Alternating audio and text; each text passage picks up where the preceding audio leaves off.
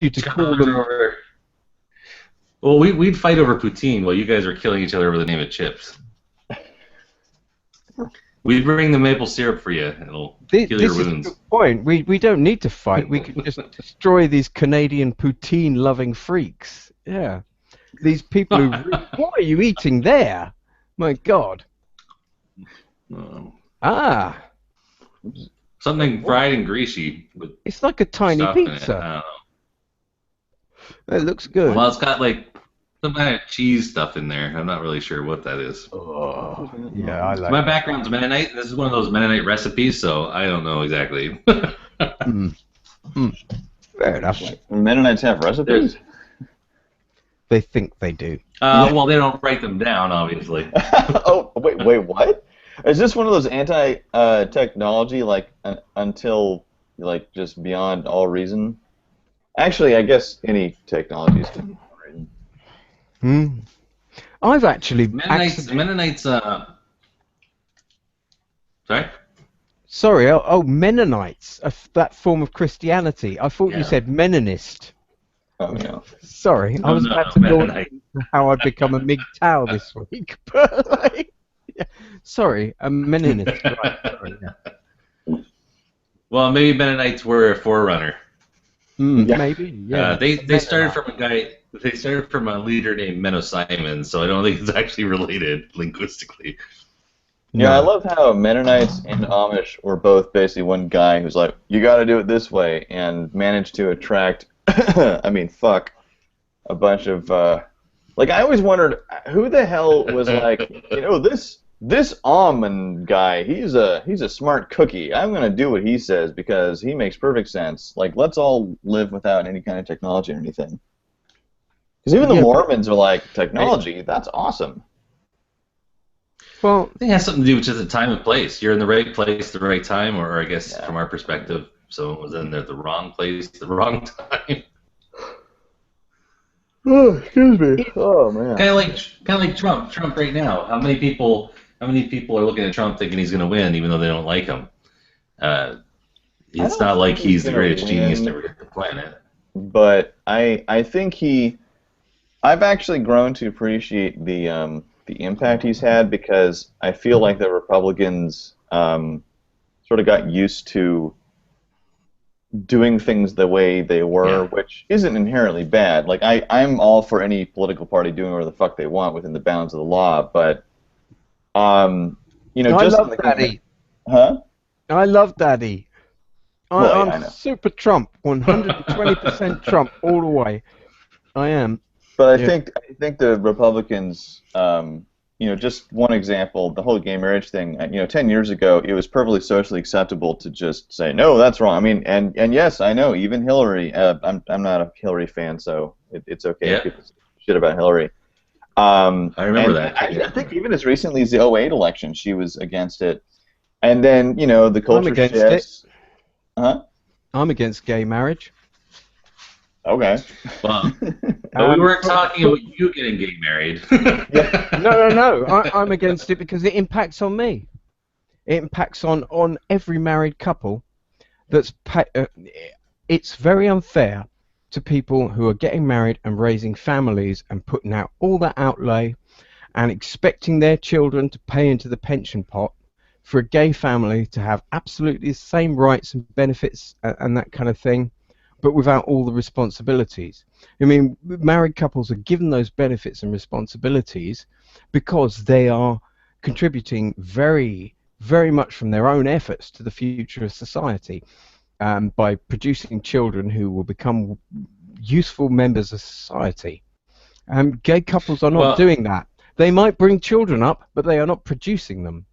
And but that's my point. What about straight couples and where it becomes unfair is the area of pensions, because all the working people are paying into that pot, and it's the next generation that pay into that pension pot that deal with all the old people. So if we are not producing enough children to pay that pension pot, and all these married couples are getting the same benefits, even though some of them haven't and have never produced children and can't, then that is patently unfair on the couples that have and spent all that money.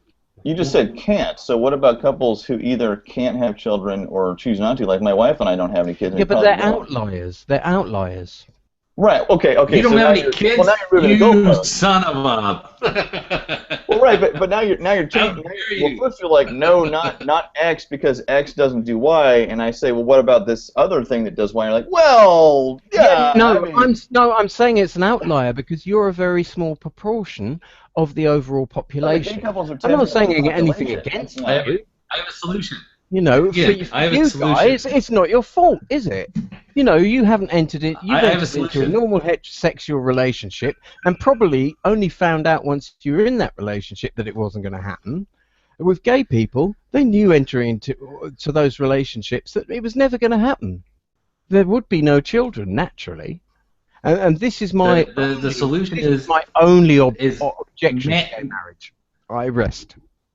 All right. So Ian, mandatory. We assign them children through adoption. They have to get married. We mandatory assign you 2 adopted children. You're rights up now, aren't you? If we well, that might be a way. I don't even know how many. I can only point out the unfairness. Any further on the human rights scale there. Have you got a microphone? Well, there is one on your headset. What? Have you got a microphone on your headset? Because every time you lean back and talk, you sort of fade out. Corey? Oh, it's probably just because I don't have my. I set myself up really quickly so I can get into my recording room. Oh right, I'm sorry. I'll sit a little closer here and try and position my microphone a little smarter. Sorry about that. No, it was just a little hard. Yeah, you can hear me now though, right? Yes. Am I clear? Okay. There's also a little delay over here. Our internet provider, Bell, we've had like 5 calls we made in the last couple of months to them. They are the most shitty internet provider. They used to own, Bell used to be the company that owned everything telephone oriented back in the day. How they've turned into this kind of a substandard business, I have no idea. But anyways, yeah, the issue with gay marriage there, what was I going to say now? There is an advantage. There is one advantage, the fact that they don't have kids. Oh, right. And that is, as somebody who's going through the family court, at least the majority of gay marriages, when they divorce, they won't have to fight over kids, which is a big plus for kids. At least in these cases, they're not being dragged through the mud. Do you not think that is sort of a non-existent benefit, considering these kids don't exist in the first place? Well, you got me there. I mean, I suppose if they could argue from the nether about existing or not existing, they probably would argue for existence. You know, it's easier on the kids when a gay couple get divorced. Yes. Because there are no kids. I mean, you know, it would be much easier on the gay couple's kids if the gay couple had been able to have kids in the first place and then suffer all that trauma of divorce, because being alive is better than not existing, surely. Well, okay, here's another benefit. When gay people, lesbians, gay men get divorced, it also exposes, in a very different light, the inequities within the system. For instance, when lesbians get divorced, there are many more feminists who will take note about the one that's being raked over the coals for money. Yeah. Whereas if it was a man, they just don't give a shit. Yeah. We seem not to. Yeah. We should go live soon. Is anyone else coming? Yeah, we are live. Sorry. Oh, are we? Oh, excellent. Shit, I shouldn't have started eating. Sorry, everyone. This is really. No, I have to too, because we're leaving pretty much as soon as I'm done with this, and she's like, "Eat something." I'm like, all right, fine. Well, I mean, I want to get off and listen to Millennial Woes and Sargon, because that's going to be a major. They're talking about white nationalism tonight. Sargon of Akkad and Millennial Woes from the alt-right. I Millennial can't miss. woes. Yeah, I can't miss that. He's like the alt-right Sargon. He's the Scottish guy, and he's Yeah. really clever. He's very similar to Sargon. He's as contemplative as Sargon. He's got a similar level of intelligence. Similar build, actually. He's sort of a beardy, hairy chap. Well, not beardy, but he's got that English hair poking out all over the place. But he's quite sensitive. He's very clever and he's very even. Even though he takes the right-wing sort of fascist position, whereas Sargon takes a sort of left-wing centrist position, in my estimation. I wouldn't like to put that label on him. And I think it's going to be very interesting because Sargon is probably about the only person in the world that, on an antagonistic side to millennial woes, that you could ever really talk to. I mean, I don't think that a lot of people would take millennial woes on, and I think that's a shame because he's an incredibly clever man that I've spent an awful lot of time listening to in the last week or so. What is alt-right? I've seen that term around lately, and I don't. I mean, I know it's referencing right, but is it just alternative right, or is it something else? It is the alternative right, and it's the alternative far right. They would often describe themselves as race realists. Yeah, that they're not racist as such, but they're realistic that all races are not the same. That say, as I would put it, you have Jewish people with the amazingly large abstract intelligences. You have, say, Asian people with this incredible mathematical and business acumen intelligence. You have the Westerners with their incredible tool building ability. Right? If you look at the Westerners and think, what are they good at? They're almost good at nothing except our ability with tools and machines and to make things do work for us. You look at black people, they're incredibly strong, and they have the rhythm and the linguistic stuff and the musical stuff going for them. You look at, say, the race like the Maoris, a very specific race. They have an very interesting characteristic in that, like, a Maori person, because all of their history has been oral and done through songs and that kind of thing. I had a friend once who I played Mafia Wars with, Naomi, and she was very good because if you brought her into a Skype conversation like this, like privately between people, she would remember word for word everything that everyone had said. She had that specific type of memory, and it had no doubt come through evolution of the Maori people because of their song culture and their culture of putting all their stuff into songs, from business transactions, from history, all of it. It came into songs, like from lullabies, everything we do with some form of media, they did with a song. And it gave her a wonderful memory for linguistic stuff. And literally, we would take her into podcasts like a tape recorder, and we could swear blind to these people. No, we're not recording this. We're not recording this. We've just got our fucking Naomi here, and we've got Grumpy Bitch, and she's going to remember every fucking word you said. And she was a perfect witness. Other things that sort of surround the idea of race realism. We are all different, so it's stupid to assume things like multiculturalism will work. People like to be with the people they understand. So if you dump a whole load of people in with each other who are of different races and cultures, they're going to conglomerate to their own cultures when they can. In the most part, you might get a few flipping around, the outliers, as I've said before. But generally, you're going to get people sticking to their own, especially if you overdo it and do it too quickly, so you don't force people to integrate. And I think this is the problem that multiculturalism in Europe and next in America is going to have. That we've done it all too quickly, and we've allowed our countries to become fragmented instead of allowing them to become unified and multicultural. So, I'm not really clear, actually, nowadays what multiculturalism means, because I see a lot of people on the right object to it. And when I was growing up, as I understood it, it was simply it seemed really benign. It was just like, oh, there's a lot of us, let's all be nice. And Yeah. it's like, okay, well, fair enough. And this is the way the left view this. They view it on the surface purely from the view of Right. feelings and morality and human rights. Yeah, and what they don't put into that morality is their own morality, their own well-being, and their own human rights. They don't even think, can we afford this?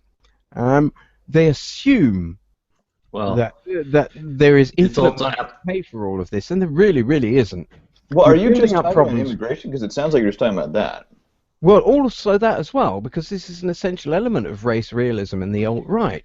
We absolutely do want to prevent all this unfettered, illegal, unhelpful immigration into our countries that are destroying and fragmenting our countries. Well, illegal I agree with, because that's the whole reason it's called illegal, and I think there should be a way for any one sovereign nation to realistically deal with an illegal situation. I have different feelings about other stuff, but yeah, no, I mean, when people say we don't want illegal immigration into this country, I'm like, well, we can do a number of things about that. We can do what maybe the left would want and change the illegal status, or we can do what maybe the right would want and keep them out. And I'm not saying either one is wrong or right, but it's. I mean, there are there are many ways to look at many types of immigration. Right. But generally, what originally we thought of when I was a child, immigration was somebody wanted to move to your country, even for economic reasons, and they proved their case and said, I'm coming here, I've set up my finances so I can buy a house here, I've made arrangements to do numerous interviews in this particular field where I work. Right. I'm a Nigerian man and I'm hoping to come over to England. Here are my forms, here's my paperwork, I'm happy to wait the 6 months that it's going to take and that kind of thing, and then I'll fly over there and start my life. And that was absolutely fine with us. And then, of course, there was the immigration that came about through the asylum policies. Like, Right. I'm skint as fuck. I'm going to be persecuted. The government hates me. I'm going to get killed. My family's going to get killed. Can you help? And we were happy to help them. This is the kind of thing that's fine.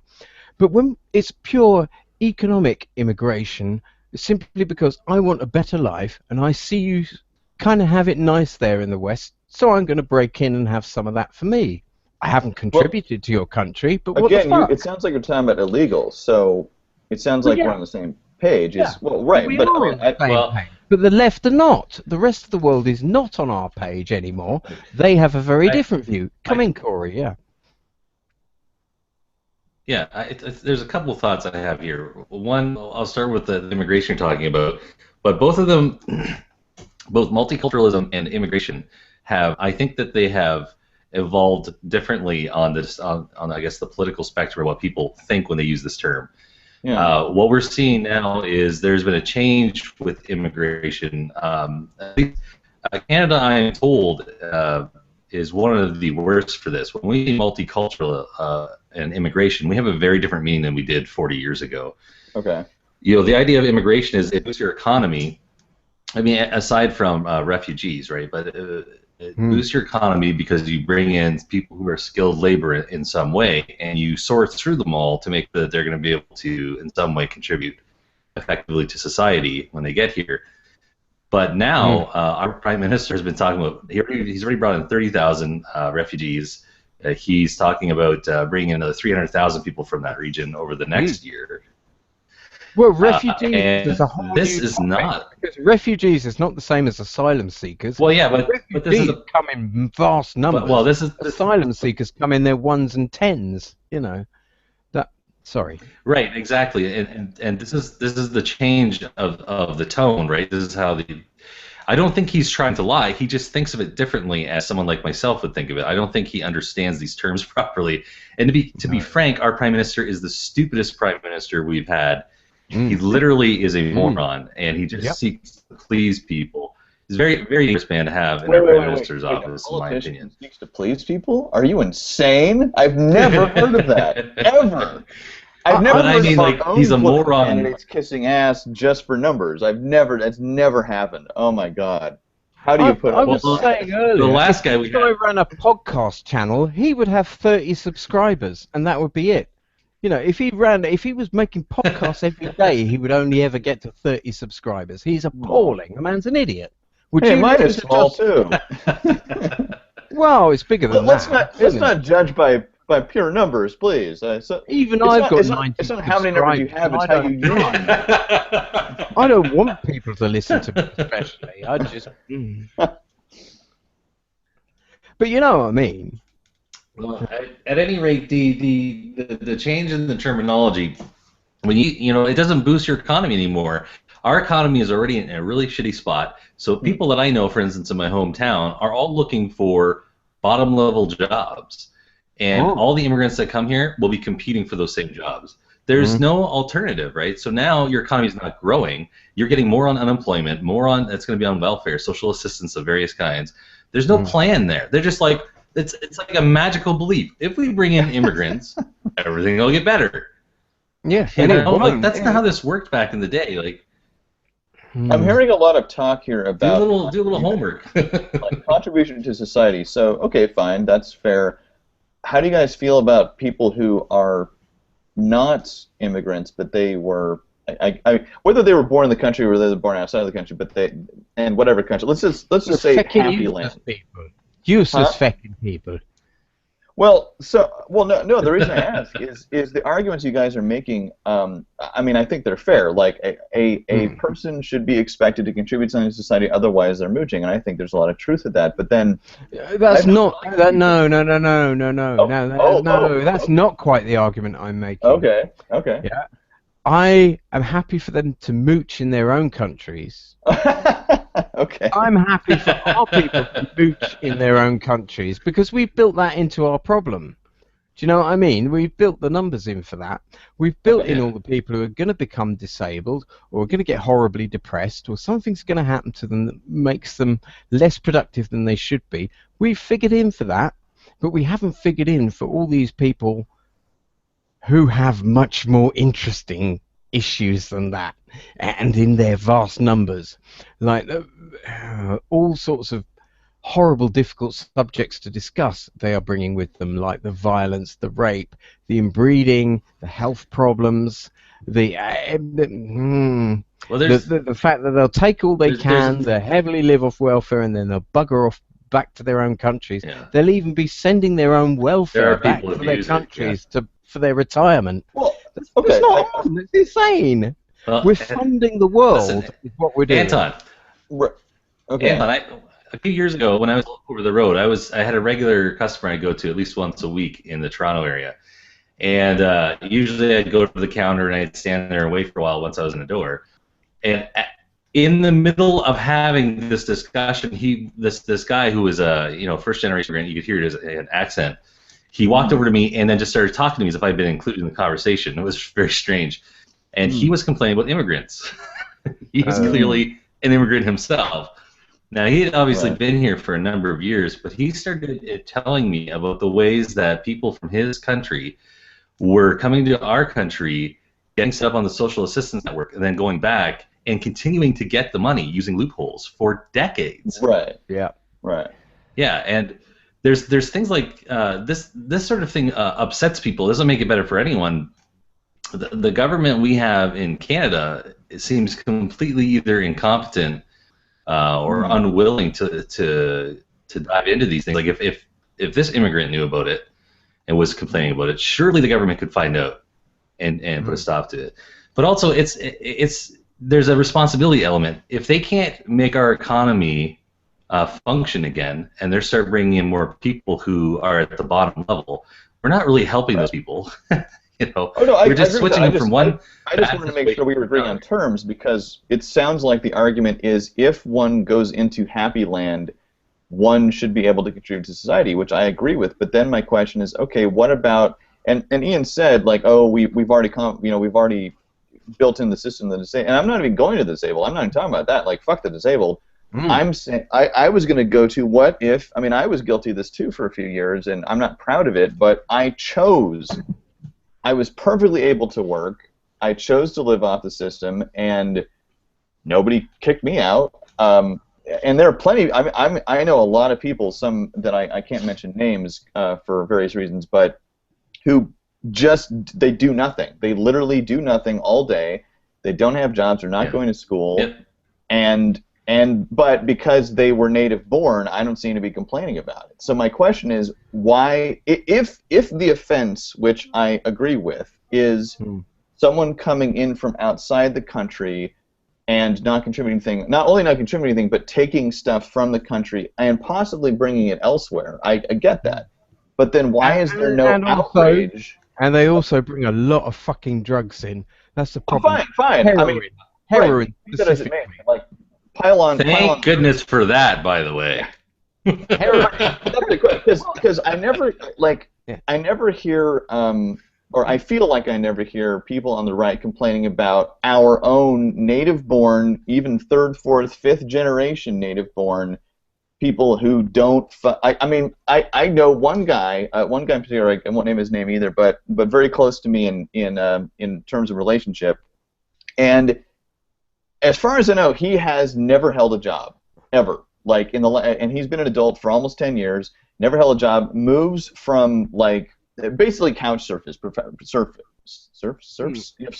couch surfs professionally. He moves from one friend's couch to another friend's couch. He just chills there. He eats their food.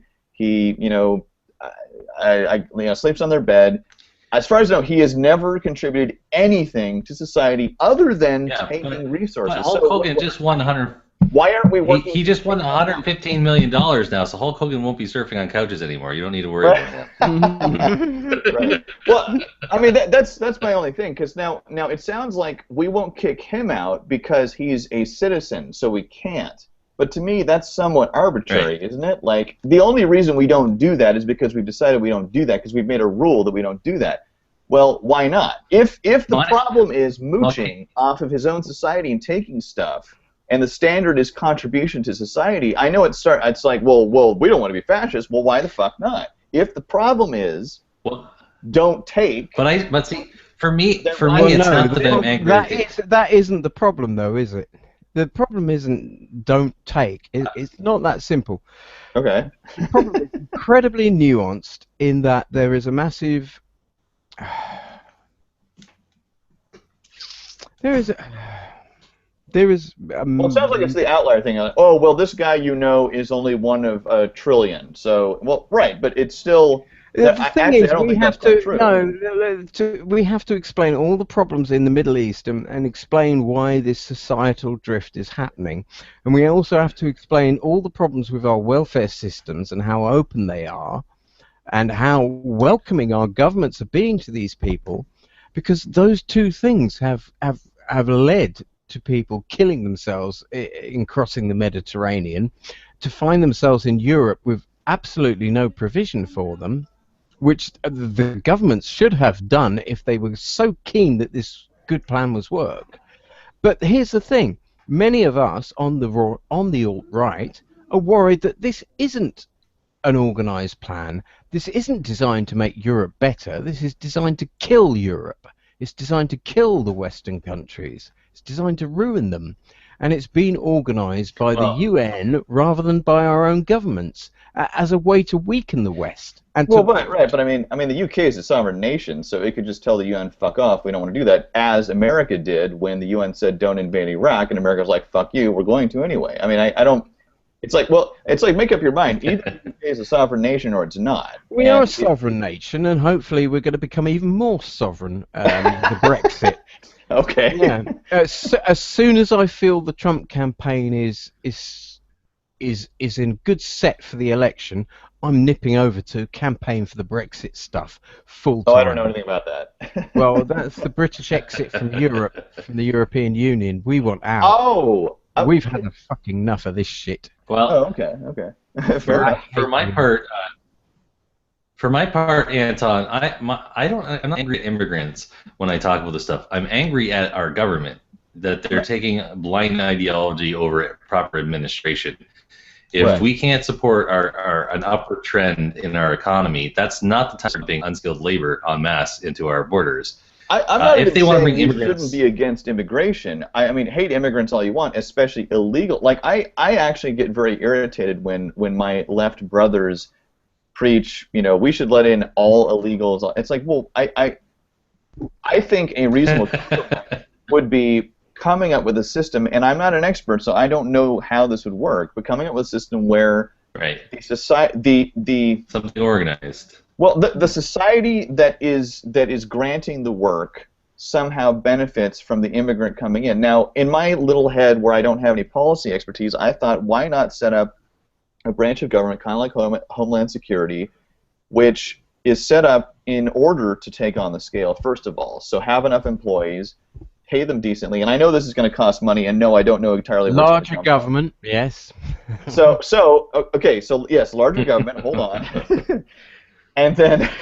yes, it's sounding great. Well, no, hold on. So larger but Bush also created Homeland Security. So anyway, so larger government, and then the job of this branch is solely to take care, and by take care of I don't mean like pamper, I mean deal with. Kill them. So sure. So illegal immigrants. Sure. Oh, great! Anton Sidewalk Camp. Now I'm down. I'm funding this. Yeah. Okay. So illegal immigrants. Where can I send you money? And what this branch does is it grants them the right to work, but be taxed. Citizenship. Well, not quite. So they can work, and they're within the bounds of the law. So their status is no longer illegal, but they're not allowed to vote. They can stay and say like pay. They can do the basics. They can pay rent. Earn your citizenship, or be a citizen who goes back. Yeah. Or what? I'm fine with that. As long as they are taxed heavily, they have enough. Because then we benefit from it. So they're taxed. But don't tax them any more heavily than anyone else. That's not fair. Wow. Okay. All right. Heavily. If you're having guest workers in your country, I would tax them less heavily to make them advantageous. Okay. If you want to be taxed heavily, send them to Canada. Don't tax them. Beats everyone heavily here. Get them legal and that kind of thing. I don't mind there being a little incentive in a tax break for foreign workers. That kind of makes business sense. But that's all I'm saying. Fair enough. No more than that. Yeah. But what I'm saying is, if these illegals pay into the system and they are able to survive on a level where they're not living in squalor, then they get jobs, they get money, they get to send it back if they want to, and we get income from their being here. We also get, we can also, it'll cost less money across the board too, because then we won't have to do all those bullshit raids where we break up, businesses. Families, businesses, yeah. And that will cost fewer resources. Now, I grant that it would be another branch of government or another office, and I can't really counter the but it's a branch of government that could take the place of another branch of government, like right, exactly. Yeah, well, that's what I'm saying, because our branch that currently exists to get rid of illegals and ship them, which I can't. I mean, I imagine it must cost billions, because you got to gather them up, you got to drive them across the border, you got to. So if that didn't have to be there in this branch, and you could build it with like education stuff, you could basically helping people to help themselves. Yeah, and you could have a Mexican what's the term? National security, is it, that we have our little cards and that social security? A Mexican national security system in America. You could have it split part between the countries, so there was enough conversation going on, enough financial shit going backwards and forwards, so that it was economical and practical for America, for Mexico, and for the workers. There's bound to be a way to find an equitable situation there. Well, that's what I'm saying. I'm not an expert, but there has to be some way where both countries and both sets of citizenry can benefit, even though the United States wouldn't necessarily grant citizenship just automatically. Like, you'd still have to earn it, but it would be it'd be kind of like ending the drug war. Like, just legalize drugs and tax them, and then have health care available in case people are stupid. But people are going to continue to use drugs, and people are going to continue to come to the United States. So ignoring the problem or just saying, let's build a wall and keep them out, well, they're going to climb over the wall. Trust me, when people are desperate, they will find a way to be less desperate. I mean, look at Florida. If you are from Cuba and you reach Florida, you are granted asylum, period. Well, that's kind of an open-door policy, isn't it, if you can get across? So if we're going to have that in Florida, why not have a more practical and more beneficial system across the board? That's all I'm saying. And then the illegals will actually contribute, or if they can't, if all they're doing is flipping burgers, then they'll still be taxed at least something, so they'll be contributing tax revenue. So, and then this is it. Give everyone the opportunity to become an American or to carry on being a Mexican. Well, now that's a whole different issue. No, and to have this state in the middle where you're working as a Mexican in America with that as your citizenship. Or that as your status rather than your citizenship. You're still a Mexican, but you're a Gastarbeiter, a guest worker in America. And you're absolutely legal to be here. You have absolutely the same rights. You have no right to vote. I don't know about that. I mean, like, I wouldn't similar grant the right tax. to vote. Yeah, I was going to say that one right is really, really important, isn't it? I mean, all the other rights, okay. Maybe not all the other rights. Maybe not the welfare stuff. Maybe not the right to vote. But the other stuff, the protection under law. Right. Access to services. Plead the Fifth, all that stuff. Speedy the ability to buy American health insurance, that kind of thing. I mean, basically, illegals in this case would be able to fully participate in American society, except for the voting, which is the same with, I think, green cards too. I mean, there are plenty of people who live in America who cannot vote, and yet who reap the benefits of the society, and that would take away the legal status. And then I really don't think there'd be as much of a problem. We certainly wouldn't need to waste resources on sending our personnel to round people up and ship them across, because they're going to come back. I mean, whether it's those same identical people or whether it's other people, they're going to come back. It's not that. So it's just a stupid thing to say, like, keep them out. Well, it's like, trust me, desperate people will find a way to find a less desperate situation, whether you like it or not, and whether it's legal or not. So people are going to keep snowed in cork, you guys. Cork. People are going to keep snowed in coke, you guys. Yes. One thing popped up, or two things popped up. One was what about confidence for the future for Mexican people in this situation, that it would remain the same? And there was another one that slipped my mind. The other point slipped my mind entirely, so I'll leave that. I don't know. But He's lost it. I was going to say, can I quickly just jump back to multicultural? You're asking about that. Oh, sure, yeah. That term has also really changed depending on where you are. So it's a when Joe's the term we have now, his father. So of course, it's going to change. Sorry. Yeah, his father. When his father was in power, he's the first one that started. Back in the late 60s, using this term, bringing in a lot of the laws we have now. When they said it, they just meant many different types of people coming to live together who would all be Canadian. And now, by the time his son, heir to the throne, whatever, is in, when he's using it, his people are using it, they mean everyone gets to remain exactly the way they were, and then we all have to respect each other's way of life where you came from. Okay. This is completely untenable, unrealistic. I mean, when I was back in university, I did a paper where I went through Canadian stats, and I was challenged into what we have as the Canadian law on second language. So we have English as our official language, and our second official language is French. And so I went through the arguments about how we set this up and why it's actually no good, why we shouldn't do it this way.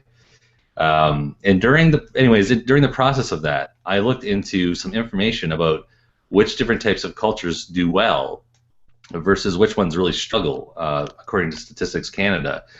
And the one that did the best for all immigrant groups was the Chinese. And the reason was because at home they were Chinese. And when they went to work or out in the public, they were Canadian. And they had no problem with this. And this allowed them to really flourish. Whereas other groups like Native Americans, even though technically they're not immigrants, as a cultural group, had trouble with this because their family unit, their home unit, was shattered and broken for many of them. So they felt compelled to try and always be what they felt they needed to be at home out in the world. And this would create conflicts with other people and limit their opportunities. Hmm. Press mute So when this is you're eating kind of- crisps, buddy. Oh yeah. Sorry. Hold on. This is sort of the limitation on multiculturalism. It's all on how you apply it. The term itself is not the problem. It's what it's become, what it's come to mean. Like the left has really taken to redefining things over the last 10 years, Yeah. which I think Why don't is we just? it's its own topic. We should just shoot them all. The left and the foreigners. Just one bloody night, and then a perfect century.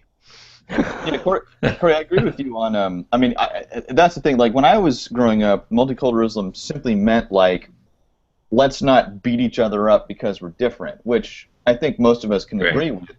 But it was with the understanding that I don't know, like if you come to live here, you agree that you're not going to sell your daughter into a child marriage, and Right. so when people say like, well, they should follow our rules, I agree with that. Yeah, absolutely. Now, I think in little things you start to get in trouble, and I don't know how to resolve this, where like, say, a woman who normally wears a head-to-foot hijab, and I saw one of those in the grocery store the other day, what if when she goes in for a DMV picture, they say, okay, take it off. Now, in my opinion, she takes it off because it's about safety and identification, which trumps her religious rights. Mm. I don't know what her lawyer is going to say to the judge when she wants to, because we kind of painted ourselves into a corner there with that whole, no law shall establish a religion or the free expression thereof. Now, I think what they meant by that, without being a scholar of the work, is if I want to, in the privacy of my own home, light a menorah candle, I can do that, and the government's not going to stop me. I love how you talk about go the outside, Constitution there in the terms of we when you're talking to an Englishman and a Canadian. Right. There you go. Carry on. Sorry. Yes. But if I want to go into, say, a public square and light 8 buildings on fire, I can't do that because if I say, well, I'm sorry, the Torah says they must be bright lights and these are the biggest buildings and there has to be 8 of them. I don't think I have the right to do that because even though I could argue that that's a free expression thereof, it is now impeding on the rights. So within those contexts, I was all for multiculturalism, but I sort of feel like there is an implicit, if not explicit, understanding that if you enter a country, well, like my wife and I have you don't rape all the girls in the town square on New Year's Eve, do you? Well, right. Like, I mean, in a very silly, bourgeois example is my wife and I have traveled internationally a couple times now, and when we went to Italy for the first time, she doesn't speak Italian, I kind of do. Now, granted, I know that it's not required to speak Italian if you're in Italy, but I kind of felt like, look, I'm in their country, I will do what I can, and, I'll just be a nice guy. I'll brag a little bit. I'll be like, oh, yeah, I'll speak this too. It's a reasonable accommodation. Like, I will try to reach across the board, and they will try to reach across the board, and I won't stay there forever, and I will eat their food and give them money, and they will give me food and smile and be polite, and everybody gets along. And take your money. And then and my wife and I will not burn things down. We will not punch people in the face, and when we're done with our time, we will leave. And when our vacation ends, you didn't go to one of their major cities and start harassing women in large numbers with other Americans? No. So to me, when I was growing up, that's what it meant. Was just if different cultures are living, or different distinct cultures are living in an urban center, they mutually agree to obey by the national rules and not beat each other up. And if one wants to start a restaurant in their area and the other one wants to start a restaurant in their area, then maybe they go to each other's restaurants and say, hey, I've never tried this before. This is really tasty.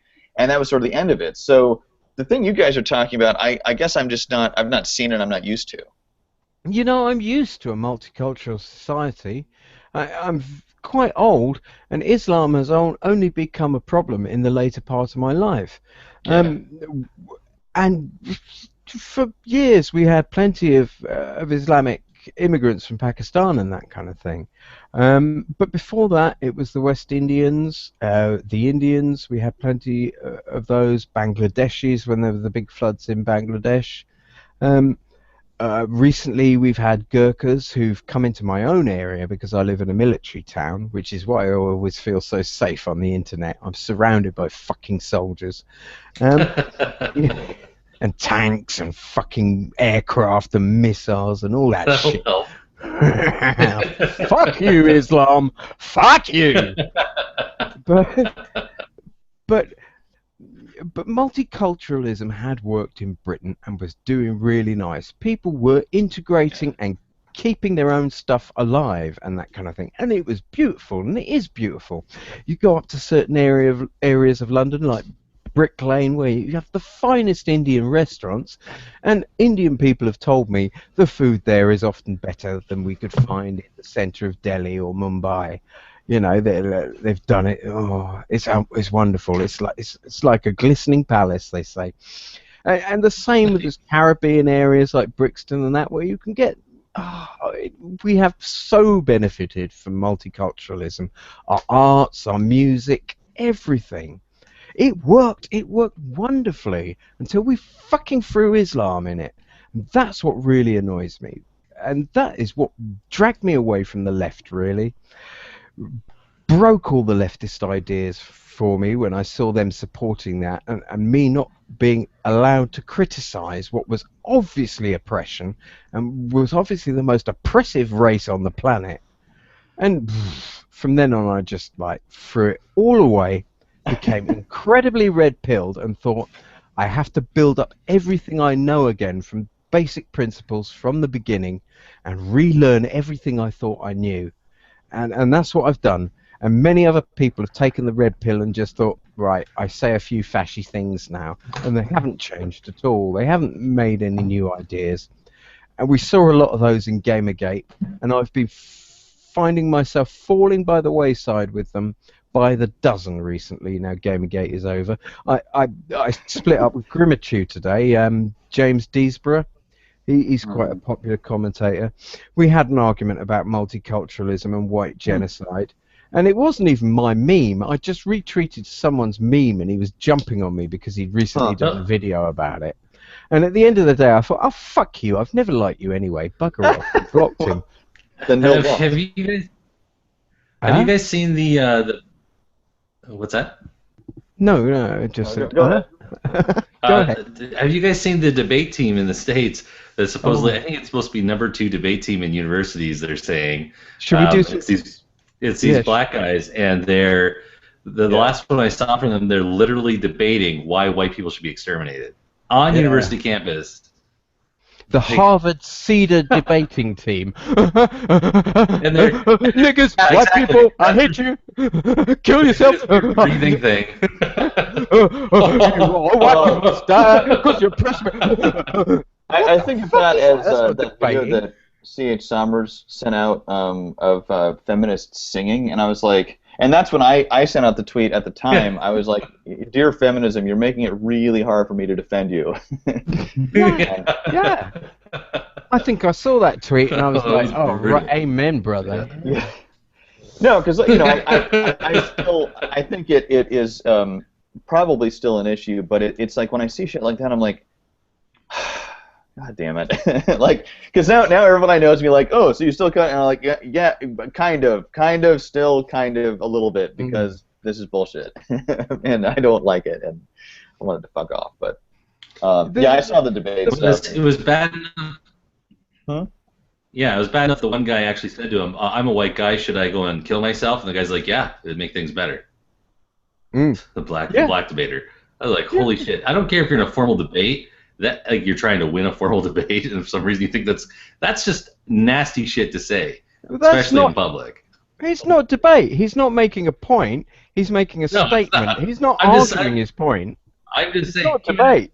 Even if you give it the most charitable interpretation of why he would say that, it's still unacceptable. It's wow, this is what these communists do, isn't it? They try and gauge an unsupported statement as how do they do it? They take an unsupported statement and they squizzle it around a bit, like where he asked in the question, so do you think I should kill myself as a white man? And he goes, yes, I think that would be ethical. Yeah, you see how he twisted that round? Yeah. He wanted to say, yeah, go fucking kill yourself, but he can't say that, so he added the ethical bit. No, it's not ethical. No way is that ethical. How is anyone killing themselves ethical to support somebody else? It isn't. It isn't. There's no amount of a past oppression that can ever logically justify somebody in the future killing themselves to write that. Because history doesn't work that way. Time doesn't flow that way. And you know, And Christianity sure does, though. yeah, but if you chuck that word ethics on it, sounds sane. And out of the theoretical and into the real world, someone was just posting an article about a little white boy who was getting harassed wherever he lived by people who weren't white, and he somehow ended up killing himself. Really?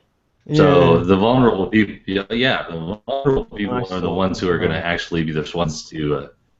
Well, this is it. The most toxic idea. The most toxic idea is when we move away from the human flaws and we start assigning them to color of skin.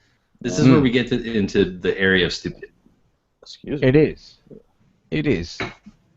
You look at all the black priests in the world and the black vicars and that kind of thing who've never lifted their hand to anyone. Do you know what I mean?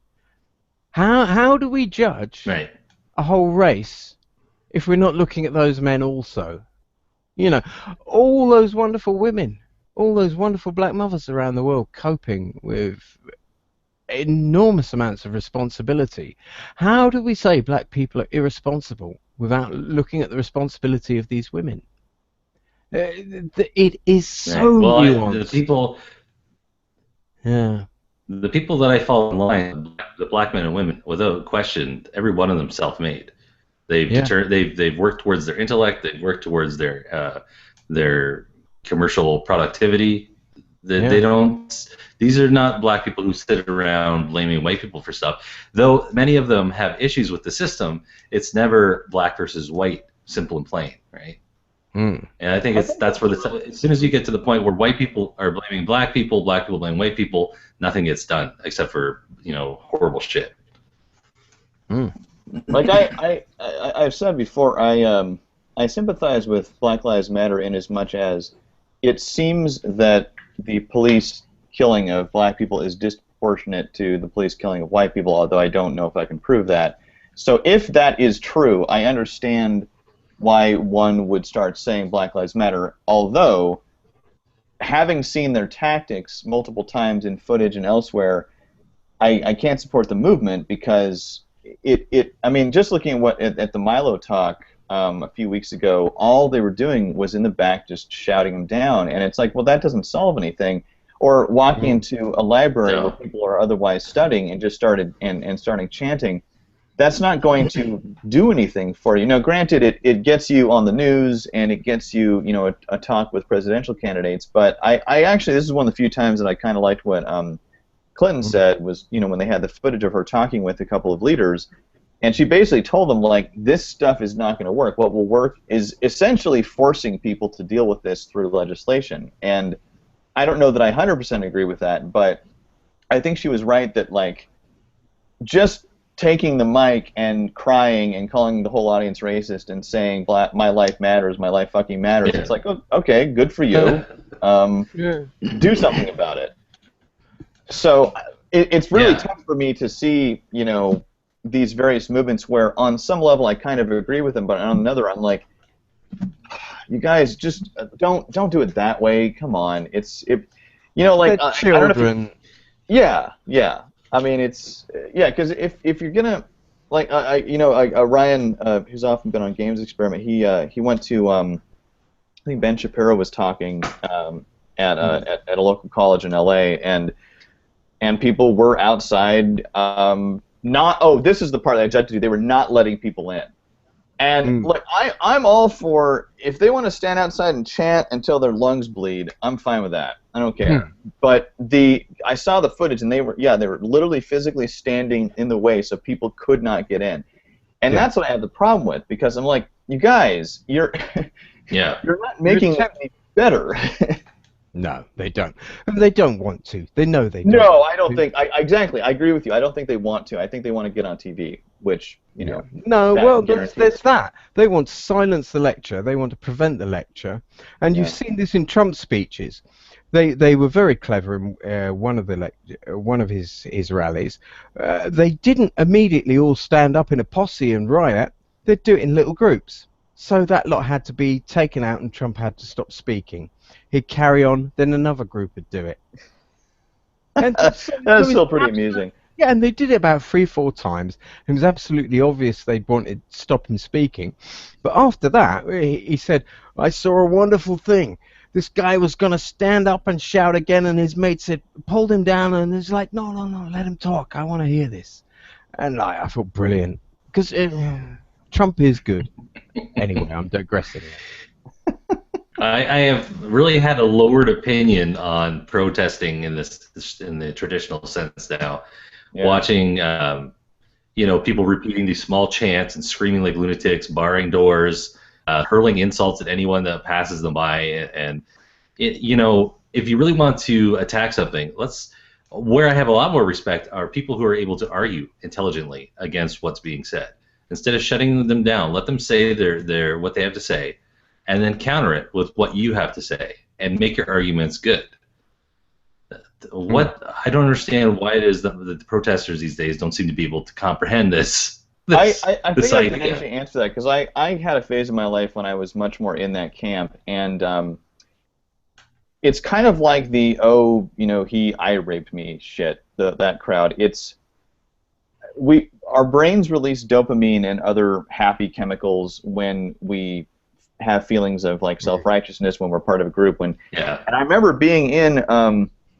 You guys will laugh at this, but I was in this sort of semi-group. You could almost call it the Gamergate-like group in college, where we were fighting for the right to paint murals on the campus walls. And I won't bore you with all the details, but it had erupted around the time that I started my freshman year, and it was very exciting. People were really. I mean, it was kind of like Gamergate, because people were like just viciously opposed to each other on this issue. And I was initially on the we should be able to paint on the walls side, one, because I think it's pretty, and then two, because I think that within the rules of the school it was permissible. But the second that anybody brought up, oh, well, how about we have a committee made up of like faculty members and students so that we can decide on the appropriacy of whatever the mural is, because this is a college campus, so we should maybe be reasonable about this, not just put anything up. But the group that I was in were like, no, we should be able to paint whatever we want without limits, period.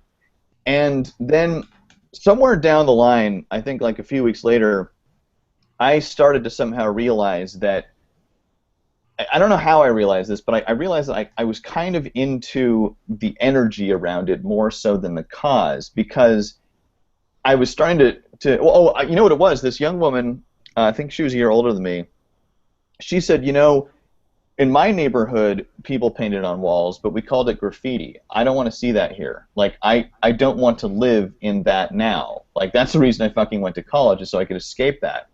And although I actually happen to like graffiti, some of it, I think some of it's really cool, that was the first time I considered, someone else's opinion. And I thought, I can't say that she's wrong, because that's a valid point. Like, if you come from an area where there is paint everywhere and that's not a fun, pleasant thing, how can I tell her she's wrong and that I should be able to paint on her dorm wall, or not inside, but the outside the building?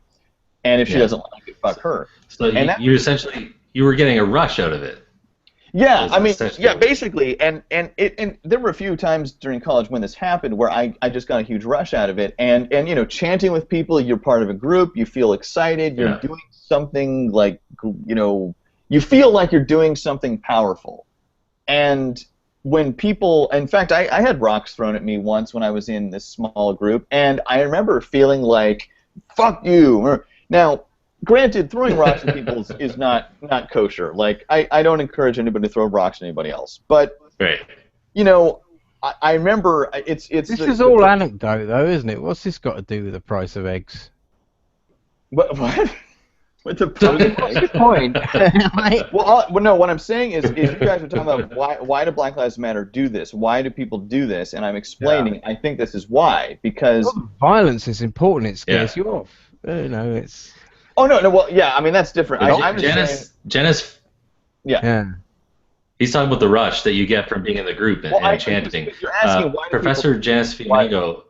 And I think this is why. I think, and now they would never admit it because you have to admit that you're petty and stupid, but people do these things because they get something out of it, like the reason people do anything that they do. So I would imagine that, starting in a small group and a hashtag and getting the adrenaline rush of going up against people all the way to meeting a a presidential candidate from having done only that, I can see exactly why they do it. Now, eventually it's going to fizzle out and no one will care, but right now, everybody pays attention to them.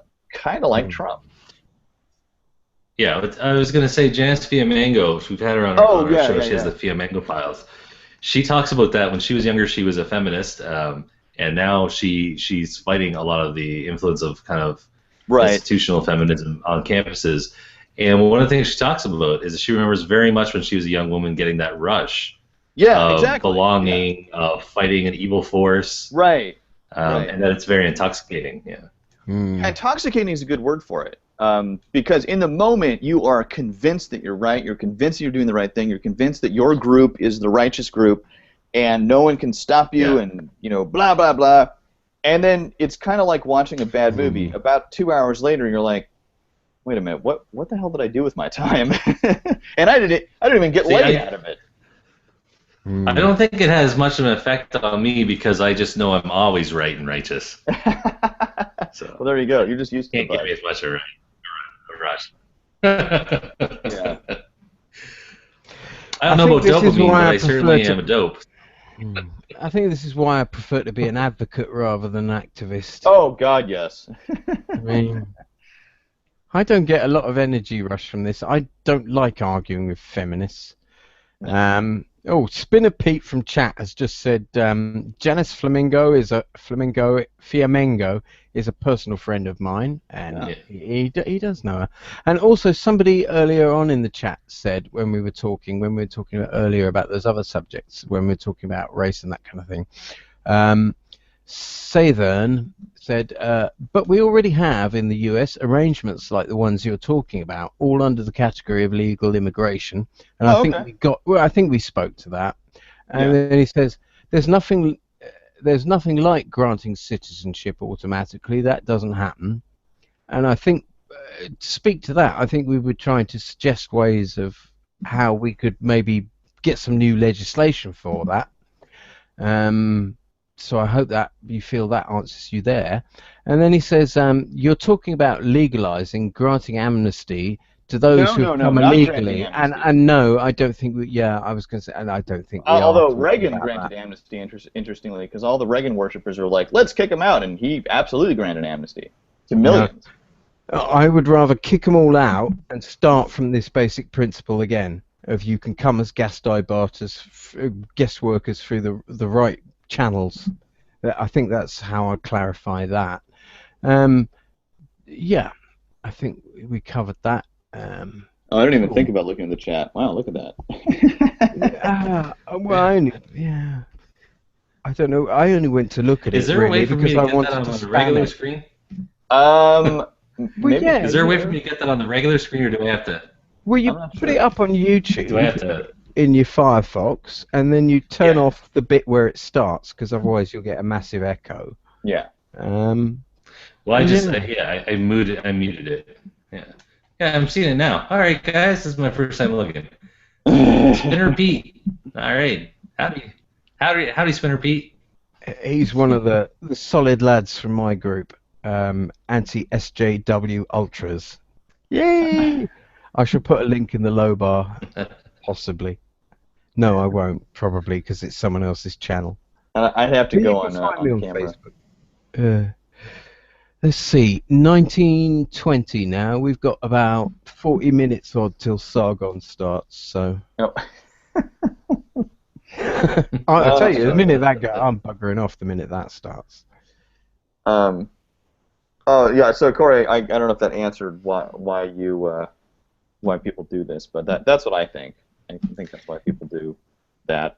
And I think I'm really surprised by colleges now, honestly. Like when this whole progressive left thing started erupting, I was really shocked because I remember college very well, and I was definitely more like the regressive left then, but I was still happy to talk to people about stuff. And I even remember once a woman accusing me of what would now be called cultural appropriation, and I was like, and she asked me, why do you do that? And I was like, I don't know, I don't think I have an answer for you. And we actually, we had a good conversation about it.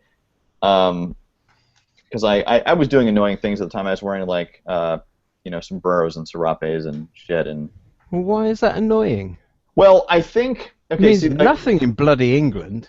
Well, okay. Again, It's only cultural appropriation in America. So how can it be fucking cultural appropriation? Well, first of all, let's slow down. I don't actually agree with the cultural appropriation thing.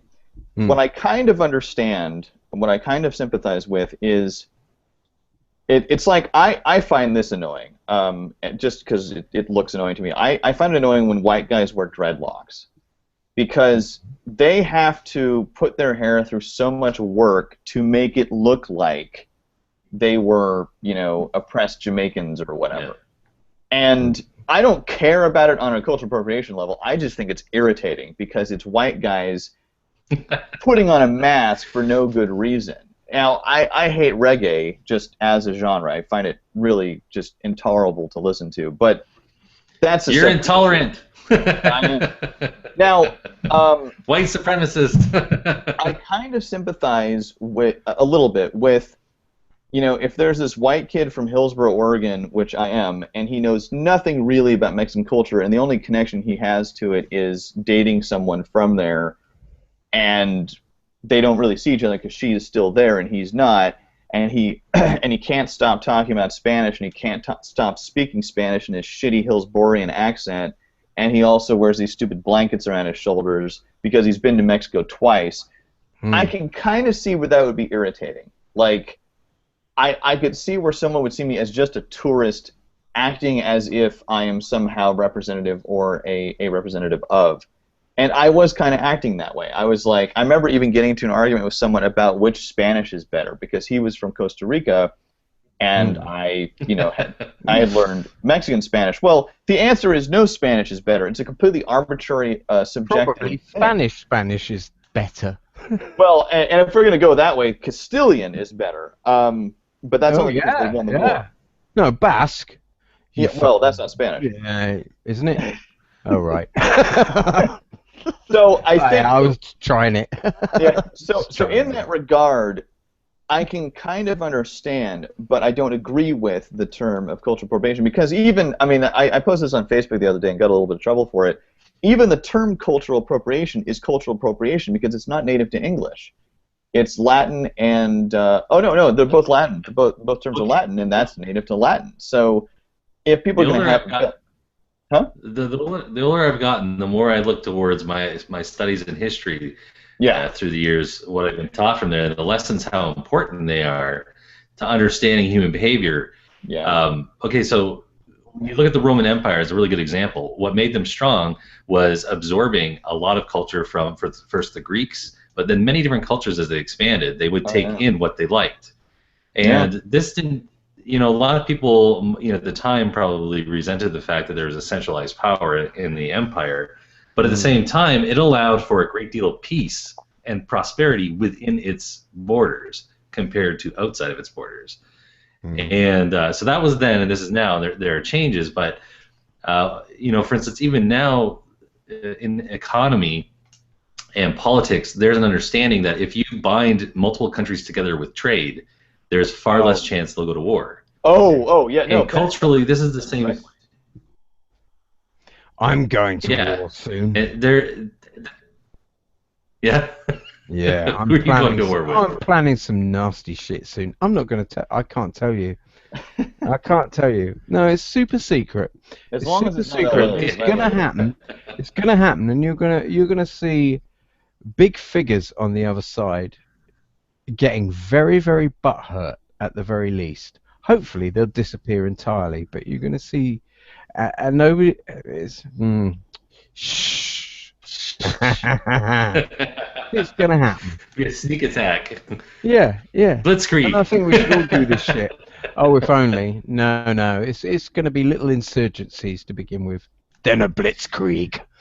Jawohl. Corey, I just thought, you know, the extent to which people have said cultural appropriation. Like, if for example, my wife and I went to this great restaurant last night. It's a Caribbean restaurant. It's right down the street from us, and it's really good, although very expensive. And fantastic food, great service.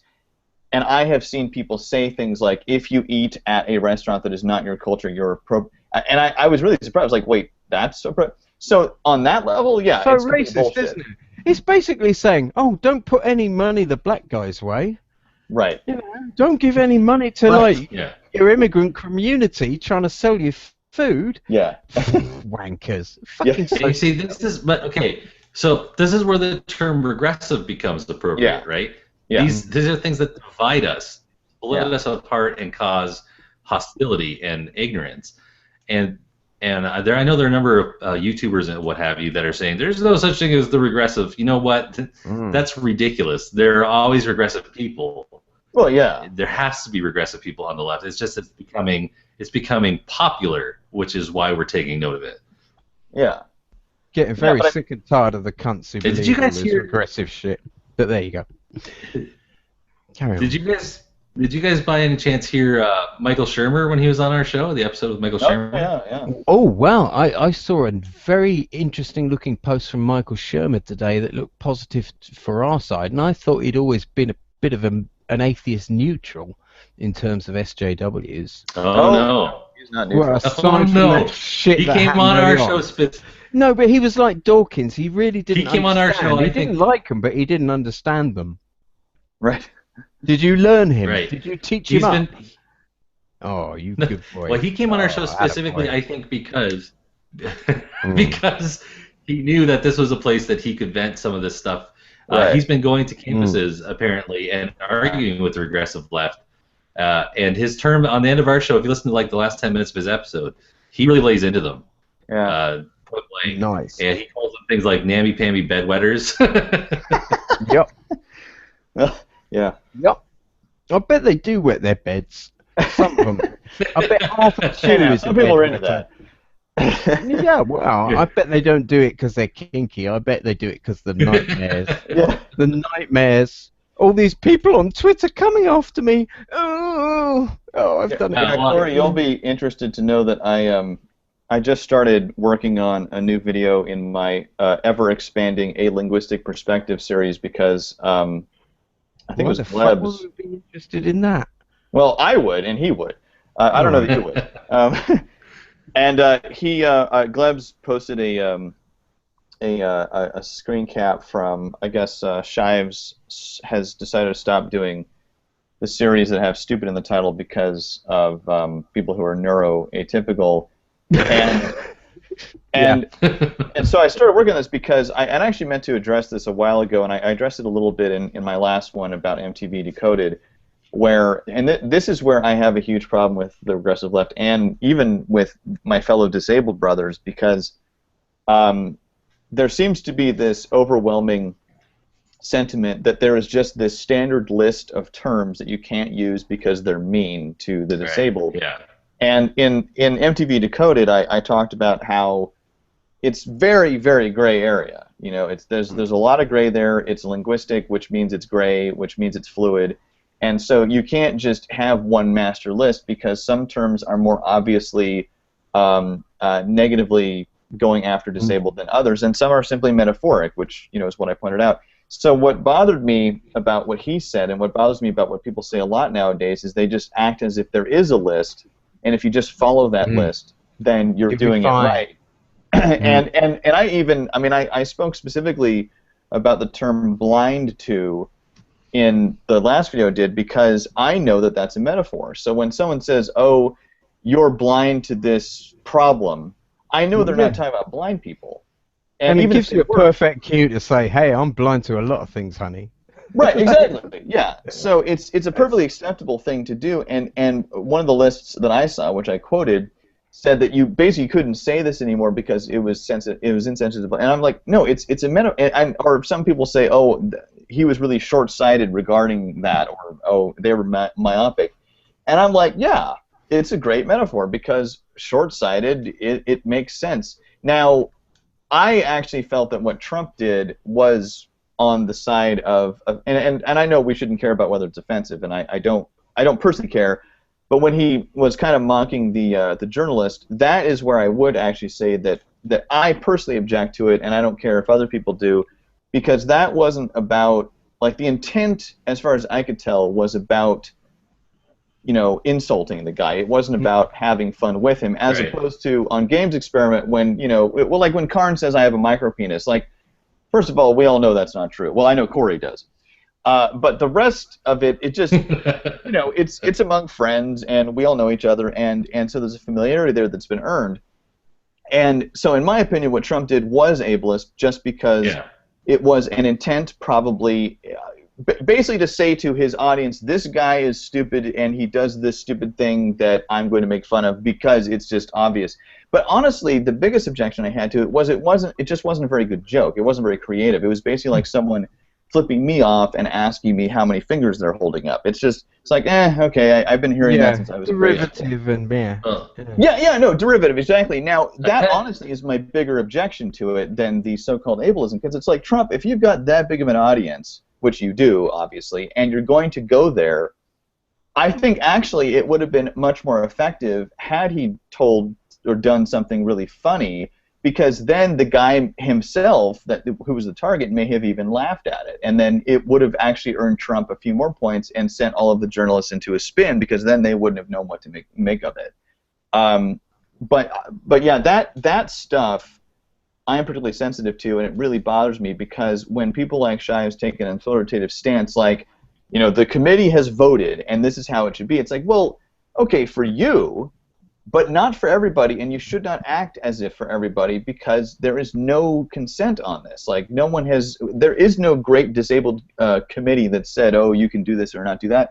But you guys should check out, oh fuck, I can't remember the guy's name. There's a blind, like totally blind movie reviewer. I fucking can't remember his name. You can probably just Google blind movie reviewer. And I nearly laughed there. I nearly laughed. I thought that. I should get some thanks, really, some credit.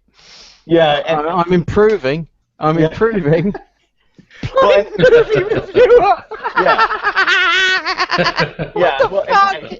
Because I think the score was lovely. Yeah, no, I think he listens to them and that's how he goes by it. But then he tells what some people would call ableist jokes all the time. Like, one of my favorites is he says that a friend of his put his hand on a stucco wall and asked him, "What's this say?"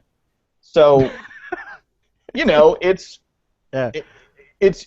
ultimately humor, and there's nothing wrong with humor. And you know, and he's telling a joke, and it's his the friend, fact blah, blah, I blah. get that joke so quickly kind of proves I'm not all that ableist, and I understand Braille and things like that. Yeah, exactly. So, no, when I read it, I laughed out, or when he told Yeah. it, I was at work and when I saw it, and I laughed out loud, because it's a great joke. It's because everybody gets it, and you don't have to think about it that hard. And when he told it, he laughed his ass off. And so, you know, and I would ask people like Shives, like, okay, so are you saying that someone who is not totally blind shouldn't tell? It gets so muddled. It gets so very muddled. Yeah. We should all have a good laugh about my alcoholism and depression. Oh, good. It's not even depression. It's the mania, isn't it? That's the funny bit of me. I mean, I'm slightly depressed all the time, but it's when I get really drunk and manic and start speeding off in these long, voluminous conversations that actually, when you read them in the morning, are just bollocks. Yeah. Yeah. And that happens every fucking weekend, and I can't control that. I can't stop that at all. It's just pathetic, isn't it? There's no excuse. There's no excuse. I'm glad you said it, because I was thinking that it's kind of pathetic. No, there actually is. You'll kind of think that there is no difference. But here's the thing. I'm Irish, and I've got this gene for alcoholism anyway, yeah? I didn't have the nicest childhood, yeah? And it was shortly after the weirdness stopped that I started drinking, and drinking how? Literally, I was drinking from about 12 to 13. Wow. And spirits and shit like that. I was all in these public schools, and a lot of horrible crap happened to me there, from the system and from the people around me. Nothing super weird, but just bullying and a little bit of weirdness. But all that has been sort of dealt with, really. But the alcoholism never went anywhere. I never got rid of that. I became much happier and still hadn't lost the alcoholism, and it's fucking there now. I can't shift it. Been through so much counselling. Anyway, this sounds wrong. It sounds like I'm getting sympathy. But what I'm saying is, like, people should take the piss out of me for it.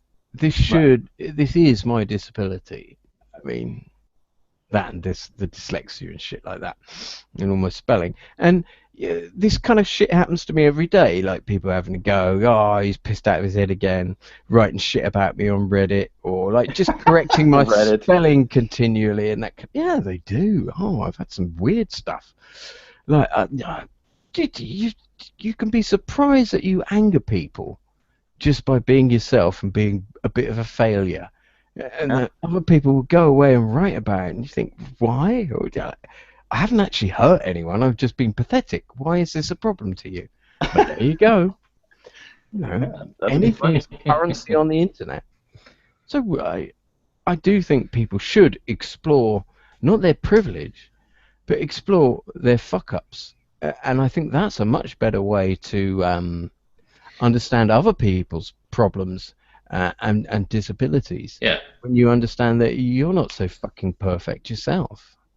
There's the problem, when people think, oh, the poor kid, and they don't look at themselves and go, well, you're a bit of a fuck up as well. I don't judge. And also not to look at other people and assume that they're like these colossuses of wealth or power or influence or whatever. I know the way some people address like the white privilege, you would think that white people came from another planet and we all like float around with telepathy and have money spewing out of our ears. You know, it's such a generic don't tell black people that, because they watch Ancient Aliens and shit as well. They will say that like we've come from another planet and have telepathy and shit. Yeah, no, they will. In fact, that privilege conversation is a really tough one. It's like that. It comes back to that old saying, "If you cut me, do I not also bleed?" Right? When somebody put out a video, I didn't agree with the conclusion. I can't remember who did it, but what they said was that the idea of the white man was a created idea. That throughout history, you didn't see different. And though I don't agree with his entire perspective, I think he's right that this concept of white versus black has been very generated by a lot of social poison, us versus them. Whereas most of the time, if you look at any place that's we'll just take the States, any place where there's people with a lot of social problems because of poverty or infrastructure issues, if white people, black people work together, they could get so much more done than being divided along this line of, well, you know, we're better than them or whatever the heck the preconceived notion is. It's very counterproductive. Well, someone's betting. I agree with them. I think the idea that, like, my background's Mennonite. If somebody comes to Canada, their family was from Scotland, another person was from Poland. Our families are very different. Yeah. Right. I don't care if our skin tone's the same. You know, it's the idea that we're all just a one big barrel is ridiculous. Well, I think that started happening after multiple generations of European immigrants having been in this country and assimilating. Because as Jon Stewart pointed out on the Daily Show, I think like 3 years ago, Bill O'Reilly has gone on and on about lots of stuff and. And basically, I think O'Reilly's argument at the time was, people need to assimilate and be nice and like follow the rules. And I was like, okay, fair enough. But then Stewart put this picture up from, I think, the New York Times, actually, from like 1823 or something, saying basically Irish go home. His point being that at some point in American history, most groups were the outsider coming in and were not welcomed by anybody. And that was true of the Irish, it was true of the Italians, it was true of the Jews, it was true of as far as I can tell, just about everybody. I know that the Scottish were not welcome when they came, and when they went to the Appalachian Mountains, and the Irish were not welcome. And after 2 or 3 generations, those groups did assimilate, and then it just became a last name. It wasn't something that really separated you from the rest of the group. But obviously that has happened, and I would actually argue that probably the only families that it didn't happen as much to were the Dutch. No, the Dutch, because they're the ones who were in New York first. That's why we all hate the Dutch. Yeah, exactly. Dutch. But even then, like if you look at some of the history, most of the Dutch families from New York were crooks, and they legitimized themselves after 1 or 2 generations because they had the wealth to essentially buy themselves into society. But there's one kid, if you guys watch Jamie Johnson's documentaries, he's Jamie Johnson of Johnson & Johnson, that family, and he's done a couple of documentaries that are pretty good about basically being wealthy in America and what that means. And he's taken a very populist look, and one of the things he looked at was he talked to the son and heir of some other huge fortune, and that son and heir admitted on camera that his family started off as bootleggers, and basically they made their fortune that way, and then within a generation they were able to buy themselves in society. And now they're a respected family by everyone, universities, presidents, but they're just common criminals, or they started that way. The Kennedys. Yeah, actually, no, it wasn't Kennedy's, but yeah, no, that's absolutely true. Yeah, that's exactly how the Kennedys started. I think they were rum runners in the 20s or something. Yeah, absolutely. It's very reminiscent of their story, yes. I have pointed out, again, from a history point of view, I have pointed out that many of the governments we have today started out either as warring bands or as basically bandit kings who started controlling territory.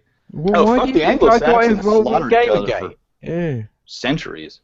Yeah. If you look at Anglo-Saxon history, it's like 3 or 4 centuries straight of those small kings in England just slaughtering each other over and over and over again, and then the Danes invading, and just, it was nothing but warfare for like 500 years. To be honest, as we're talking, I'm sitting here cleaning a knife.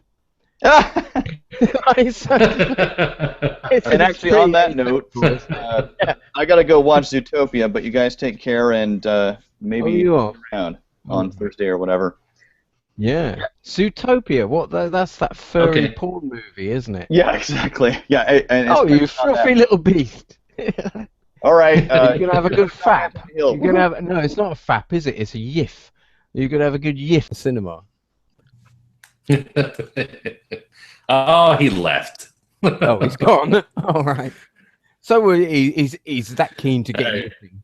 He's like we couldn't hold him back. Yeah. Right. Yeah. I'll tell you what, we could bring people. So now it's just us. If you want to, yeah. Yeah. I'll ask him in the chat. Well, he can probably hear me now. Would you like to come in, Pete? I can PM you the link on Facebook, I think. If I copy it out of the room we were in and put it into the chat I was just in. He's a good... I'll see if he says yes in the chat before I do that. Because he's a good lad, but like he might just decide to stick it... later, but yeah. Yeah, he might just think, oh, I've had a drink. I'm going to stick it on 8chan instead. One of the things... he goes, I will, yeah. One of the things that's interesting when we're talking about this stuff, how we've changed our point of view. Everyone changes their perspective as they go through life, but there's a different way that a lot of people that I regularly talk to online do it. Anton's talking about his experiences with that expression, cultural appropriation. Yes. Stuff like that, I just kind of accepted it because it was from people I trusted. I never really had any reason to think it was an issue or a problem. And then the real challenge comes when you start hearing that it is a problem, where you start sensing that there is some conflict with it. Yeah, a lot of people will just double down or ignore it. Instead of placing some logical models on it, like my one. Like, exactly. How does this work for the people trying to sell their culture to us?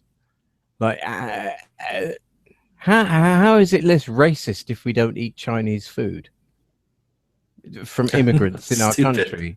It is. It's racist to do that. It's boycotting ethnic products.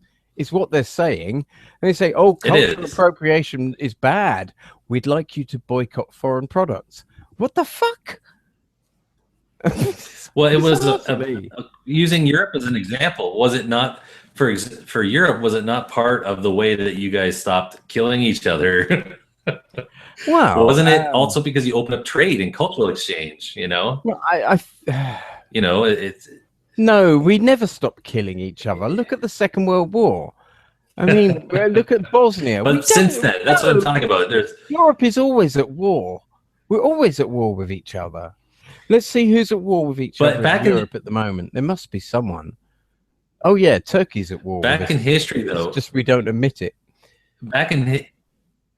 Further back in history, it's not exclusive to Europe. I'm just using your continent as an example. Further back, you always had skirmishes, if not invasions, going on tribal areas or borders of some kind. In this day and age, you might want to pull out of the European Union. That's a separate issue. But the idea that you can have all these countries just accepting each other's borders without threatening to kill each other is relatively new. It's relatively new. It's never been tried. It's never been proved, and it isn't working. It's insane. You can't make a globalist world by spreading everyone out like a mad maelstrom of humanity. It isn't working, and it isn't working because some of them are not as advanced as us intellectually. Right. Basically, I'm saying Islam people are pigs. It's about how people define it again, though, right? How they approach it. The idea that we should be able to connect to anyone in the world, if that's what you mean by globalization, sure, that's inevitable. But once you bring in the philosophy cultures, the multi-mixing cultures doesn't work. It just leaves everybody not in their home. Everyone feels like an alien, and that's what they want. Well, where I think it would work better, it does work better, is when you understand that your culture is always going to be different from someone else's culture, but you're able to enjoy aspects of someone else's without losing your own or expecting to surrender your own or whatever. I think that there's a benefit in that. Yeah. Like you just said, eating Chinese food. First of all, the Chinese food that we eat over here anyways is not Chinese, but setting that aside, so you want to go to a sushi restaurant, whatever, these are nice things. If you're expected to tear down all of your own restaurants and just have those other cultural restaurants, then that becomes a problem, right? Or if everyone in every country is supposed to all suddenly decide on one type of restaurant, and it's all supposed to be uniform, then this is obviously ridiculous. As that example, I think very well illustrates to anyone. I didn't understand it. So are we getting? You're going to explain. Oh, you didn't understand. I did understand it. No, I did. Yeah, I did. Don't explain it again. Very wise, sir. Very wise. I get that sometimes from people. Honestly, to be fair, I've drunk a bottle of wine rather quickly. And I speeded up during our conversation. I'm a little bit all over the place now. I should probably quit. Should I let you go? Should we end her here? Yeah, maybe. Okay. Yeah. Well, it was good talking to you, man. I was good hanging out. Talking to you, yeah. We should do this again. Well, we do, don't we? Yeah, well, my intention is to do this every other week. There was some stuff that got in the way in between, but and there's a couple of people who wanted to come on here. So if I give people more notice, perhaps I'm planning to do my own show soon. Oh yeah, when are you planning on doing it? Do you have a time set aside? Not when, but I've sort of got the format sorted. The when will come. It'll probably be quicker than I expect, but I don't want to set a date. But it's going to be called It's That Pig Again, because there used to be this show on British radio called It's That Man Again, and I've noticed that people like Sargon and others have been pinching the names of and slightly changing old British radio shows names, like, because like the week in stupid is not very different to that. That's what the week that that's the week that was, which used to be a very similar show on BBC Radio. Don't think you got away with that, Sargon of Akkad. I spotted that. And I thought I'll go even further back to It's That Man Again, and do it It's That Pig Again, and so that's what it's going to be. And what I'm going to do is not look at the serious news like a lot of the other podcasters do. I'm going to find all just the retarded stuff, and basically it's going to be a similar thing to PewDiePie, with me looking at this shit with maybe one or two other guests and just collapsing in laughter. I mean, people I'd like to get on board for that would be like fellas like Nick Goroff, Harmful Opinions, V Monroe, who is hilarious, yourself, a lot of other podcasters that we're dealing with in the anti-SJW Ultras group, and who are good loving members there. So that's the kind of thing I want to do, and that's what I'm planning. And it'll just be me giggling over fucking retarded news stories about fucking feminists and leftists. And like, hey man, count me in. That sounds great. Yeah, I mean, as long as I can make the time. I'll be in. Yeah, well, this is the thing. It's probably going to be at times when other people aren't doing other things, because I think I'll do it as a recording and then release it probably on Saturday night with everybody else's shit, because that's when it'll get picked up. But that's probably the way to do it. It'll be live-ish. Hey Pete, can you hear us? Oh, are you in the room, Pete? Oh, we'll carry on if somebody else has popped in the room. Hello, Pete. Yeah, I'm not going to. I'm not sure. Pete's one of my best mates. Hear him, though, so maybe he's having a microphone issue. He is talking. It is coming through. I wonder why that isn't. Say, because I can. Oh no, that's yours thing. Say something, Pete, and see if it pops up on the. You might want to try hopping out and hopping back. He said.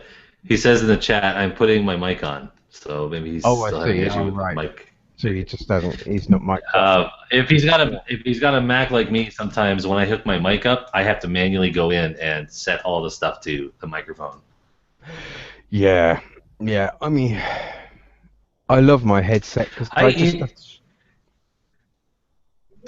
If I haven't had money for years now, but. Sorry, but listen, I haven't had money for years because I'm going through family court crap.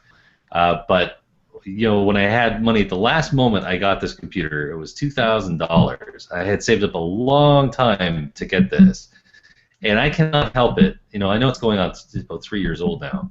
But when I'm sitting there and all I want to do is bring up the options for preferences, you know, that's essentially, you know, sound, video, all of these basic options. Yeah. For any computer I've ever been on that's Windows oriented, I just click a button, it almost instantly pops up. With this one, it takes 30 seconds at least with that spinny wheel going, just for that to pop up. And everything is like that. It'll start this, spinny wheel. Start this, spinny wheel. Right. Gee, I'm so glad I got an Apple. What browser are you using? You're using Safari. I have Chrome or Firefox. Have you got both installed? It's called Safari. You're using Safari. Oh well, no wonder I do have Chrome. Stuff is shit. Yeah, You've got Chrome and Safari. Right. Here's your problem. Right? Safari uses Flash to do all this stuff on your computer. Yeah. Chrome also uses Flash, but it uses a specially supported version of Flash. The one that's connected to your real browser should have the letter X in it somewhere. The one that you don't want should have NAP21 in it or something, I think.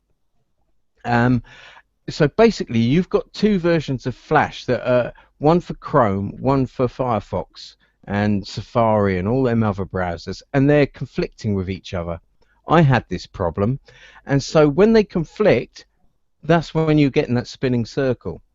Yeah, because both browsers are trying to use different codexes to thing that can fuck the same bit of information. So if you go to remove programs and you remove one of your flashes and your Chrome browser, all your shit will and then restart, all your shit will work a lot better. I bet you. Well, and get rid of the Skype plugin. That would be a great suggestion. That would be a great suggestion for the internet, but I mean it does this for everything. Even if I'm not on the internet, not using a browser at all. Like if I pull up Audacity to do some audio work, I click it and then I lean back out of habit and wait for the spinning wheel to go.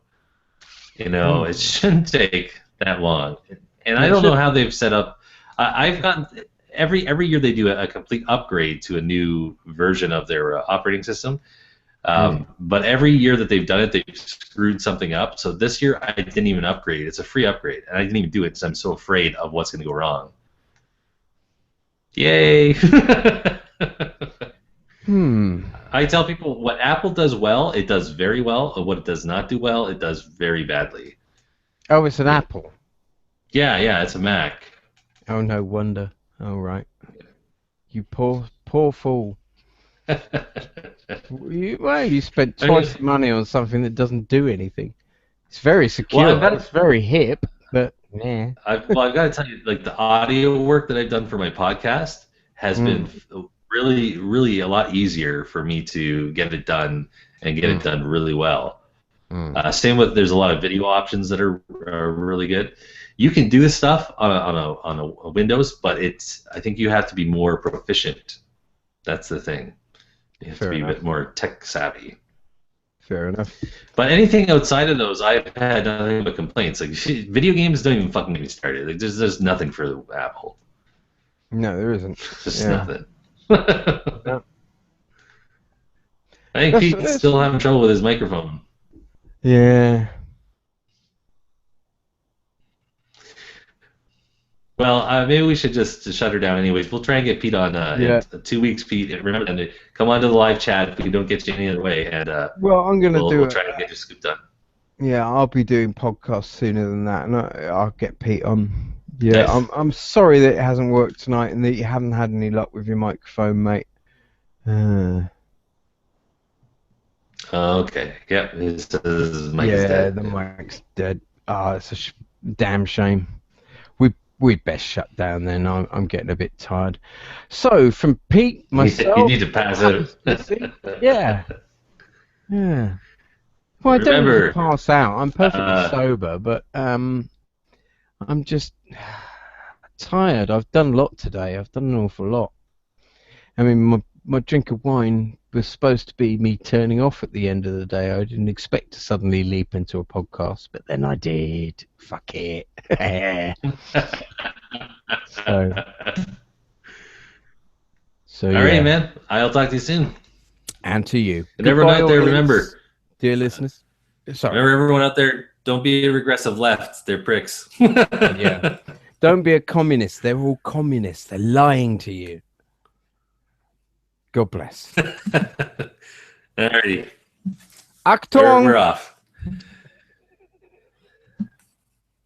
At dawn? You haven't turned it off. Alrighty, man. Yeah, let me know if you want me on anything.